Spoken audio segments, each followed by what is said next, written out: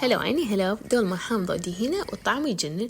أول شي سويته أخذت ورق عنب فريش من الحديقة، وعندي ورق عنب معلبات، وأني جايبة شوية سلك، غسلتهم ونظفتهم كل زين، قطعت الورق الكبار وخليتهم على جهة. حضرت الحشوة هي تمن، غسلته ونقعته، ثرمت شبنت مع دنوس بصل وثوم وطماطة، وثرمت باقلة، وخليت أكيد على الحشوة شوية لحم وخاشوقتين معجون، شوية دبس رمان، 7 بهار، نمو بصرة وثوم مطحون وملح.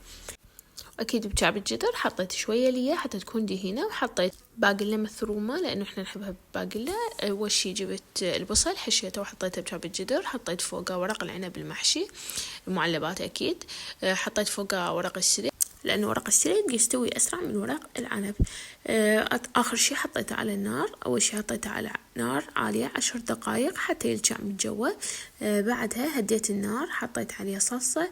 الصلصة هي عبارة عن مي، معجون دبس رمان، نمودوزي، وشوية ملح. خليته فوقه وخليته على كيفه على نار هادئة يستوي تقريبا مدة ساعة أو ساعة ونص حسب يعني إيش قد الكمية اللي مسويها، وخليه 10 دقايق بين ما يمتص جزء من الصلصة حتى من قلبه يظل محافظ على شكله وما يتفكك. جربوها أكيد راح تحبوها. علينا عليكم بألف عافية.